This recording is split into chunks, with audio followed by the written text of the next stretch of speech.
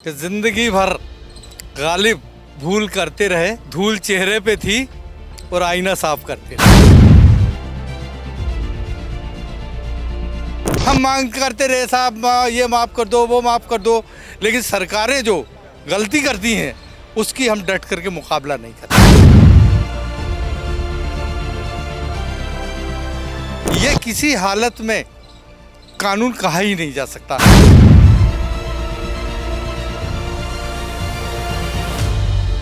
दूसरी बात यह है कि हमारे यहाँ पर जो संसद है इसमें 43% लोग अफेंडर्स बैठे हुए, डकैत बैठे हुए हैं, बलात्कारी बैठे हुए हैं, जिनको जनता से कोई मतलब नहीं।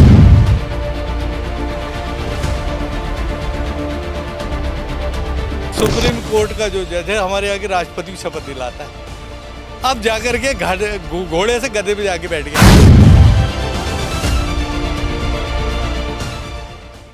ਤਾਂ ਇਸ ਵੇਲੇ ਅਸੀਂ ਕਿਸਾਨ ਸੰਸਦ ਦੇ ਵਿੱਚ ਹੈ ਦਿੱਲੀ ਦੇ ਵਿੱਚ ਜਿਹਦਾ ਅੱਜ ਦੂਜਾ ਦਿਨ ਹੈ ਤੇ ਇਸ ਦੌਰਾਨ ਸਾਡੇ ਨਾਲ ਇੱਥੇ ਲਗਾਤਾਰ 200 ਜਿਹੜੇ ਕਿਸਾਨ ਨੇ ਉਹ ਹਰ ਦਿਨ ਸੰਸਦ ਦੇ ਵਿੱਚ ਆਉਣਗੇ ਤੇ ਲੱਖ ਦੇਸ਼ ਦੇ ਵੱਖ-ਵੱਖ ਸੂਬਿਆਂ ਦੇ ਵਿੱਚੋਂ ਇੱਥੇ ਜਿਹੜੇ ਕਿਸਾਨ ਨੇ ਉਹ ਪਹੁੰਚ ਰਹੇ ਨੇ ਸੰਸਦ ਦੇ ਵਿੱਚ ਤੇ ਇਸ ਵੇਲੇ ਮੇਰੇ ਨਾਲ मध्य प्रदेश तो आए ने किसान ने अहमद सईद कुरैशी, उन्होंने गलबात करते हैं। कुरैशी साहब, आप इस वक्त यहाँ पर आए हैं तो जिस तरीके से लगातार किसानों की एक मांग है उससे देश की जो सरकार है वो नहीं सुन रही है, क्या कहेंगे आप?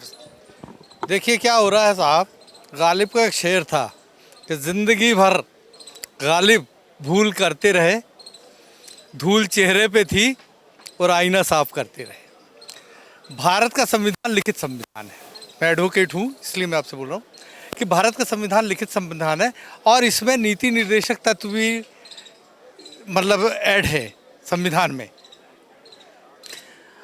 सरकारें कैसे कानून बनाएंगी ये सुनिश्चित है, लेकिन 70 साल से हम लोग आंदोलन करते आ रहे हैं, सरकारें मनमानी अपने हित के कानून बनाती आ रही हैं। हमारे अंदर में अवेयरनेस आनी चाहिए। दूसरी बात यह है कि अनुच्छेद 51 का जो है उसमें भारत के हर नागरिक का संविधान को बचाने का, देश को बचाने का कर्तव्य भी है।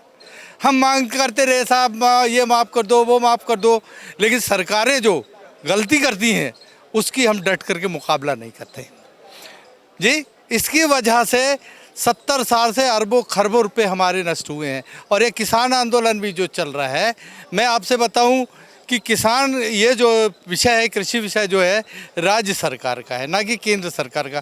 3 सूचियाँ होती हैं, केंद्र सूची, राज्य सूची और समवर्ती सूची। तो ये राज्य सरकार का काम है, ये किसी हालत में कानून कहा ही नहीं जा सकता। पता नहीं हम क्यों इसको कानून कह रहे हैं। दूसरी बात यह है कि हमारे यहाँ पर जो संसद है इसमें 43% लोग अफेंडर्स बैठे हुए, डकैत बैठे हुए हैं, बलात्कारी बैठे हुए हैं, जिनको जनता से कोई मतलब नहीं है। दूसरी बात यह है कि संसद की जो मैंने आज कार्रवाई देखा, इस कार्रवाई से भी अनभिज्ञ हैं इसके 90% लोग। इसकी वजह से भारत की संसद में गलत कानून बनते चले आ रहे हैं। कभी हम सुप्रीम कोर्ट जाते हैं, कभी यहाँ की सिंघू बॉर्डर बैठते, कभी गाजीपुर बॉर्डर पे बैठते, और इस प्रकार से जो संविधान है, संविधान लागू ही नहीं हुआ भारत में। लेकिन जिस तरीके से आप कानून की बात कर रहे हो ऐसे पे ये लागू तो हो चुका है, लेकिन सुप्रीम कोर्ट की तरफ से अभी इसको रोक दिया गया है, सस्पेंड कर दिया गया है कानून को। ऐसे में आगे क्या देखते हैं आप? क्योंकि लगातार किसान जो हैं उनकी जो मांगे हैं वो भी जायज़ आपको लगती होंगी कि हाँ उनकी भी मांगे जायज़ हैं। ऐसे में आगे क्या होगा रूपरेखा? क्योंकि आज संसद लग रही है, देश के इतिहास में पहली बार है कि किसान संसद लगा रहे हैं। क्या हो रहा है सर, संसद अगर सुप्रीम कोर्ट चाहती तो वो एक दिन में इसको वो कर सकती, सस्पेंड कर सकती थी। उसको मालूम है कि ये कृषि जो कानून है ये क्या कहते हैं आपके राज्य सरकार का काम है, केंद्र सरकार का इसमें कहीं कहीं दूर तक के दखल नहीं है। लेकिन अब क्या हो गया, 33वां संविधान संशोधन आ गया है, उसमें जो प्रावधान रहता है सरकारी नौकरों का कि भाई जो सीनियर रहेगा उसको आप चीफ जस्टिस बनाएंगे। अब इन्होंने संशोधन कर लिया 33वां, उसमें ये बना लिया कि राष्ट्रपति की जानकारी में जो आदमी ज़्यादा अच्छा होगा, मतलब शिक्षाविद या संविधानविद होगा, उसको हम चीफ जस्टिस बनाएंगे।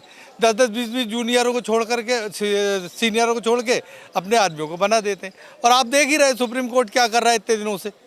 अगर लोअर कोर्ट ना रहे ना, जिला न्यायालय, तो तहस नहस हो जाए क्या कहते हैं भारत का पूरा निज़ाम तहस नहस हो जाएगा। जिस तरह से एडवोकेट साहब की लगातार लोकतंत्र को लेकर कहा जाता है कि अब लोकतंत्र देश में नहीं बचा, हर एक वर्ग कहता है, तो ऐसे में पत्रकारों पर हमले होते रहते हैं, अब किसानों पर भी हमले हुए हैं, हर एक वर्ग जो बेरोजगार अगर रोजगार के लिए मांग करता है तो उस पर हमले होते हैं, सिर्फ पंजाब में नहीं, आपके वहाँ मध्य प्रदेश में भी होते होंगे, राजस्थान में, हर जगह।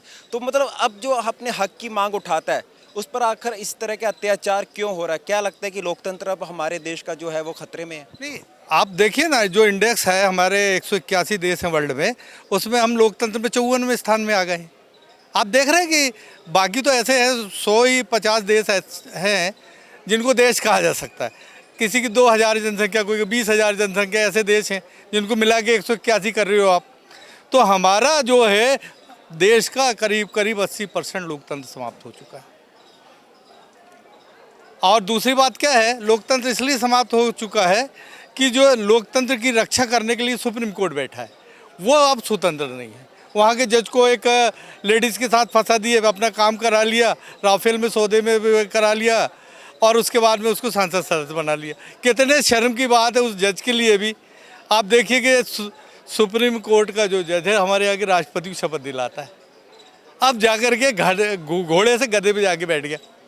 कहीं राज्यपाल बन जाते हैं, कहीं जाकर के क्या कहते हैं आपके चुनाव आयुक्त बन गए, कहीं कुछ बन गए। इस प्रकार के लोग हैं। बल्कि मैं तो ये चाहता हूँ कि चीफ जस्टिस, बल्कि सुप्रीम कोर्ट के जितने जज हैं उनको कोई भी संवैधानिक पद आगे चल के नहीं दिया जाना चाहिए, तब जाकर के स्वतंत्र क्या कहते हैं जजमेंट होगा।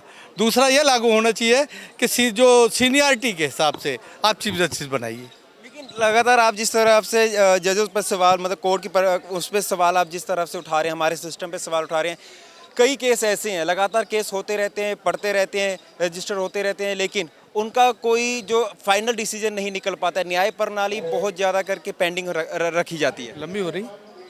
हाँ, ये क्या हो गया है, अगर केसों की उसको ऐसा नहीं है, केस उनका 5 साल का हो गया, 2 साल का हो गया, पुराना केस है, नया केस है, उसको देखा जाता है।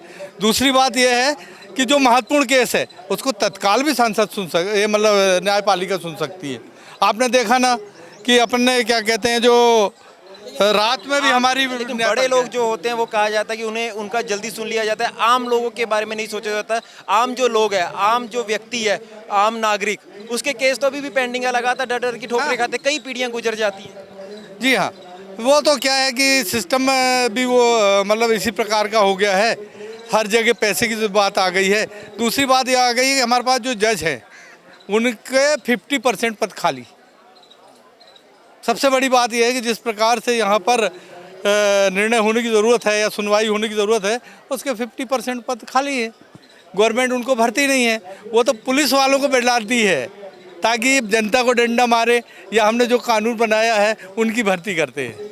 जी, बहुत बहुत धन्यवाद आपका हमारे साथ जुड़ने। तो ਤਾਂ ਲਗਾਤਾਰ ਜਿਸ ਤਰੀਕੇ ਨਾਲ ਕਿਸਾਨ ਆਗੂਆਂ ਨਾਲ ਗੱਲਬਾਤ ਹੁੰਦੀ ਹੈ ਤਾਂ ਸਾਫ਼ ਤੌਰ ਤੇ ਜਿਸ ਤਰੀਕੇ ਦੇ ਨਾਲ ਇਹ ਐਡਵੋਕੇਟ ਕੁਰੈਸ਼ੀ ਸਾਹਿਬ ਜਿਹੜੇ ਮੱਧ ਪ੍ਰਦੇਸ਼ ਤੋਂ ਆਏ ਨੇ, ਕਿਸਾਨਾਂ ਨੂੰ ਸਮਰਥਨ ਦੇ ਰਹੇ ਨੇ, ਸਾਫ਼ ਤੌਰ ਤੇ ਕਹਿਣਾ ਹੈ ਕਿ ਲਗਾਤਾਰ ਸਰਕਾਰ ਦੇ ਵੱਲੋਂ ਜਿਹੜੇ ਫੈਸਲੇ ਲਿੱਤੇ ਜਾ ਰਹੇ ਨੇ ਉਹ ਜਨਪੱਖੀ ਨਹੀਂ ਹੈਗੇ, ਯਾਨੀ ਕਿ ਲੋਕਾਂ ਦੇ ਵਿਰੋਧ ਦੇ ਉਹ ਫੈਸਲੇ ਨੇ। ਖਾਸ ਕਰਕੇ 3 ਨਵੇਂ ਕਾਨੂੰਨ ਜਿਹੜੇ ਸਰਕਾਰ ਨੇ ਲਾਗੂ ਕੀਤੇ ਨੇ ਉਹ ਕੇਂਦਰ ਸਰਕਾਰ ਦੇ ਦਾਇਰੇ ਦੇ ਵਿੱਚ ਨਹੀਂ ਆਉਂਦਾ ਸੀ, ਜਦਕਿ ਉਹ ਕੰਮ ਸੀਗਾ ਰਾਜ ਸਰਕਾਰਾਂ ਦਾ, ਸੂਬਾ ਸਰਕਾਰਾਂ ਦਾ। ਲੇਕਿਨ ਉਹਨਾਂ ਨੇ ਇਹ ਵੀ ਕਿਹਾ ਕਿ ਇਹਨਾਂ 3 ਕਾਨੂੰਨਾਂ ਨੂੰ ਜਿਨ੍ਹਾਂ ਨੂੰ ਕੇਂਦਰ ਸਰਕਾਰ ਨੇ ਲਾਗੂ ਕੀਤਾ ਉਹਨਾਂ ਨੂੰ ਕਾਨੂੰਨ ਵੀ ਕਿਹਾ ਨਹੀਂ ਜਾ ਸਕਦਾ ਜਿਸ ਤਰੀਕੇ ਦੇ ਨਾਲ ਕੇਂਦਰ ਸਰਕਾਰ ਨੇ ਲਾਗੂ ਕੀਤੇ ਨੇ। ਕੈਮਰਾਮੈਨ ਭਾਨੂ ਪ੍ਰਤਾਪ ਦੇ ਨਾਲ ਪ੍ਰਕਾਸ਼ ਫੁਲਾਰਾ, ਸਕਾਈ ਨਿਊਜ਼ ਪੰਜਾਬ, ਦਿੱਲੀ।